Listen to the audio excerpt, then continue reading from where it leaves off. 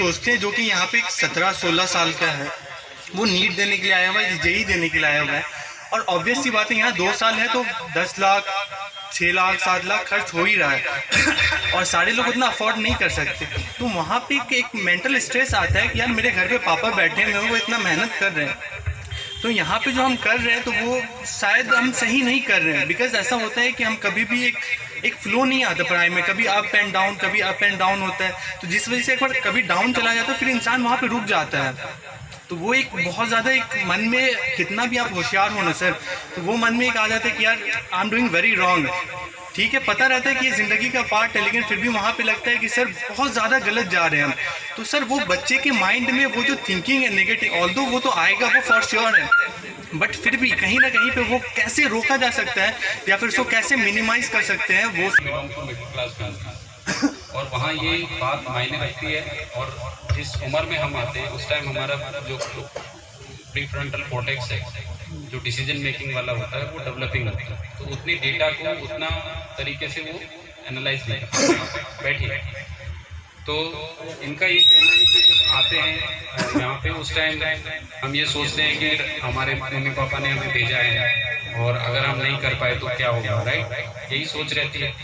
लेकिन मैं पेरेंट्स भी हूँ, आपको ये बात बताना चाहता हूँ कि पेरेंट्स के लिए आपकी खुशी, वो आपको डॉक्टर बनता देखना चाहते हैं, वो इसलिए देखना चाहते हैं कि उनको लगता है कि इससे आपका फ्यूचर सिक्योर है, आप खुश रहोगे।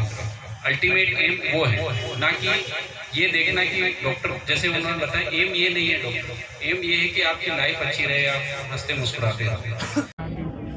नहीं, ये डिनर विद कलेक्टर की हमारा 7वां सेशन था आज बच्चों के साथ, और इन्होंने काफ़ी सवाल पूछे और अच्छा लगता है इनसे मिलके, इनकी बातों को जान के।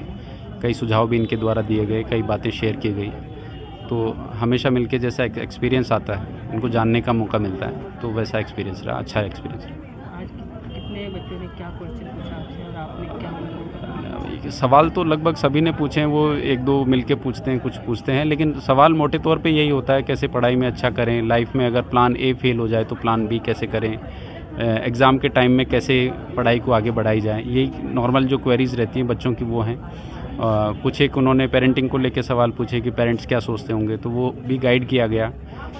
विपरीत परिस्थितियों में कैसे सोचें, ज़्यादा नहीं सोचें, और कोटा के बारे में कैसे एक हेल्दी एनवायरनमेंट जो यहाँ है उसकी पॉजिटिविटी को कैसे आगे बढ़ाएं, उस बारे में बात की गई।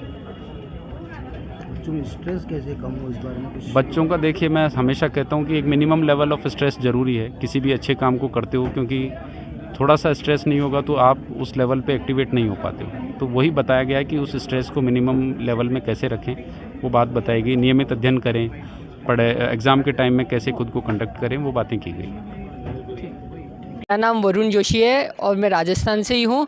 देखो जी, ये कलेक्टर आए, मेरा मन एकदम अलग ही लग रहा है मुझे दिल में इनको देख के। और ये इतने बड़े आदमी होकर हमारे छोटों के साथ बैठ रहे हैं, खाना खा रहे हैं ना, मतलब अच्छा लग रहा है मुझे कि ऐसे कलेक्टर भी होते हैं, बड़े आदमी भी ऐसे लोग जो छोटों के साथ बैठते हैं ना, ऐसा लगता है इनके पास 3-3 डिग्रियाँ हैं, हमारे पास एक नहीं हो रही हमसे। तो मतलब इनसे मोटिवेशन आता है ना, एक अलग दिल में,